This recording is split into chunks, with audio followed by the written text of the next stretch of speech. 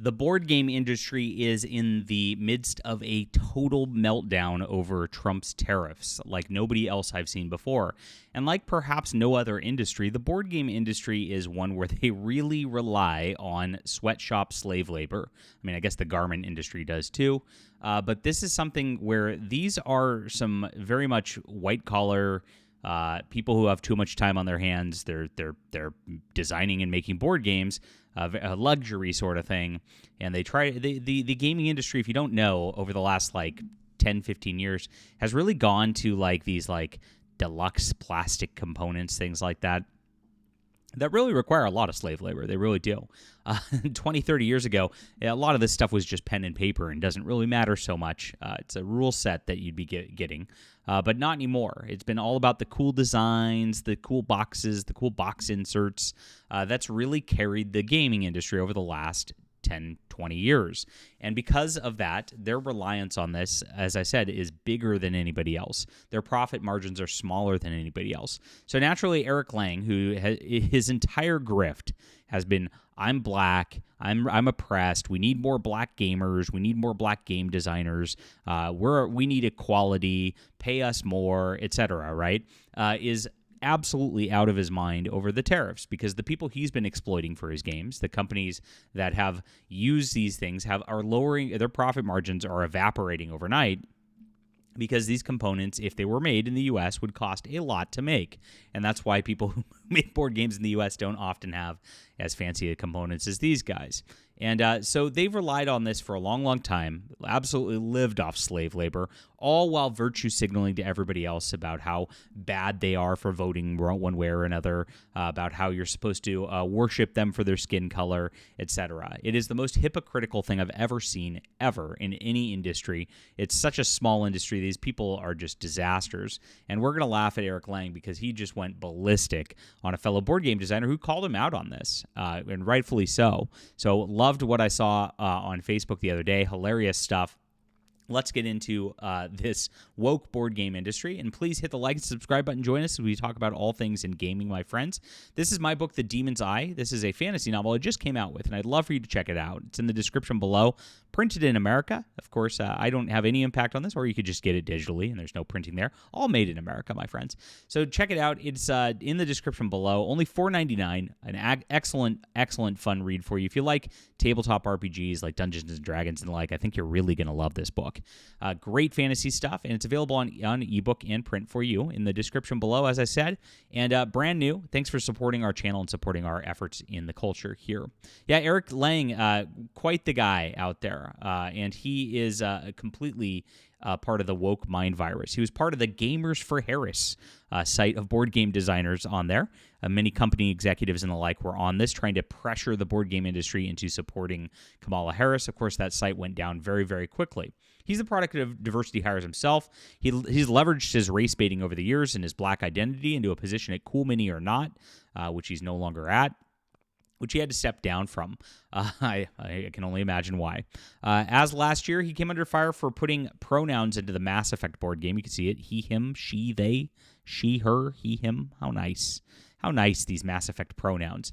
And of course, gamers hated this. It caused a big kerfuffle over on Board Game Geek. A lot of people got banned and the like. Because you know what? You call out the identity politics obnoxiousness, you get banned. That's how that site's been for a long, long time. And that's what the board game industry's really been doing for a long, long time. All these organizations, Origins, Game Fair, Gen Con, the Gamma trade organization, they all expel people over politics, and they've really caused a big problem for the board game industry because of this. Now, incidentally, when Eric Lang was making his post and all this, which I actually didn't screenshot for the article here, he actually admitted that somebody said more than 50% of the board game industry is conservative. And so he said, since I've waded into politics, I've definitely found that out. And that's crazy. All these people in charge, all the people in positions of power, are complete leftist nut jobs who are trying to impose their will upon the gamers who are otherwise. If everybody just stopped buying from people who hated them, this is something I always love to say, we could have a much better board game industry. These people are not more talented than the conservatives in the industry.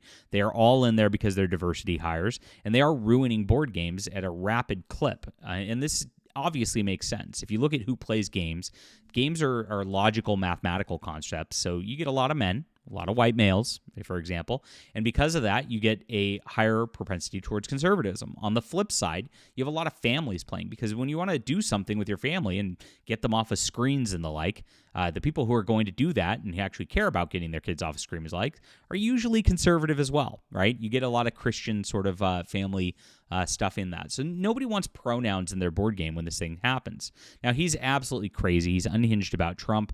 This is from earlier this year. Also, just in case it wasn't blisteringly obvious, Nazis should not feel safe ever. When they feel safe, the rest of us are not.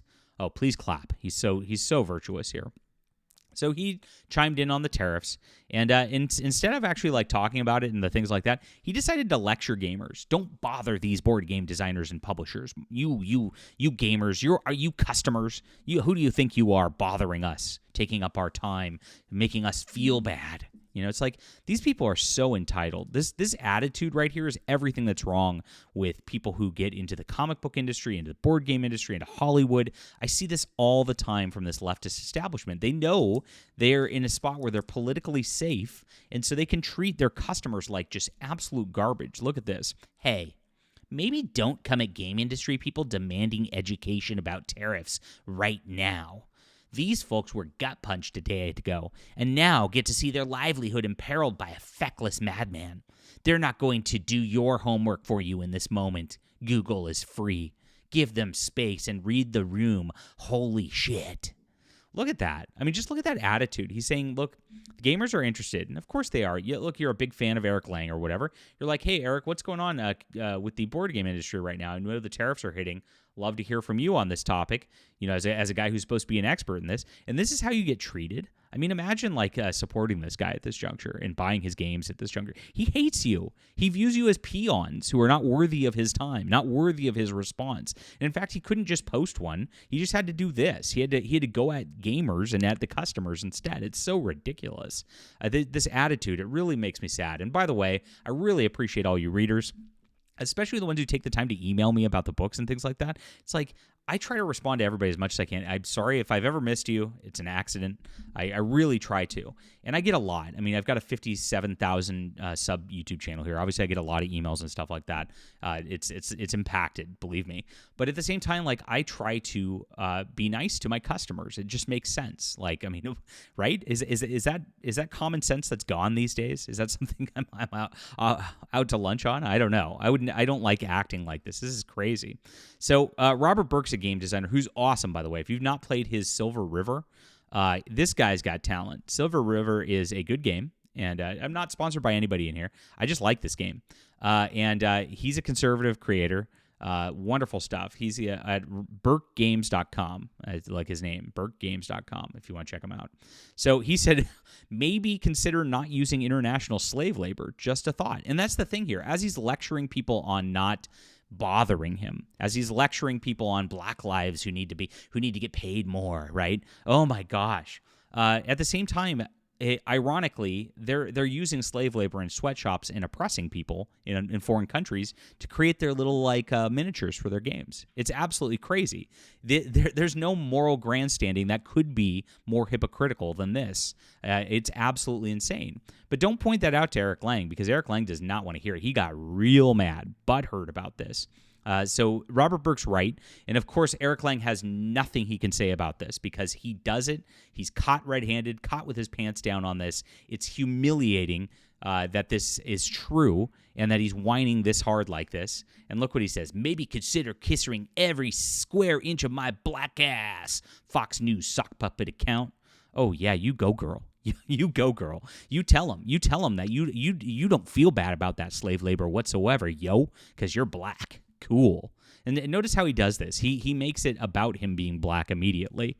He doesn't have anything else in his arsenal because this guy's a moron. He has no good arguments. He's a liar. He's a grifter, and he's grifted his way through this industry for too long. That's it. We won't mince words here, Eric Lang. That's all. You're a race grifting hack. That's all you are. All right. Gosh, I get mad about this stuff because he is using slave labor. It's terrible. So I like Robert Burke's response. You have actual intelligence of a root vegetable, Eric, an angry, rude one, perhaps the beet. Pretty funny. Now, Jeff Bergen used to run the TGG Games Network, the biggest retailer in the United States. And he said this: the tabletop industry is done. I always had impeccable timing. He's referring to his announced retirement. He sold his company a couple of years back, just ditched it. And it does look like impeccable timing at this point, because the board game industry is going to have to come to a reckoning because they have really gotten lazy in the fact that they've used this slave labor for a long, long time, and it's really, really sad. Oh, well, I don't feel bad for them in the slightest. Do you? Leave a comment down below with what you think about this. Hit the like and subscribe button, and please check out The Demon's Eye.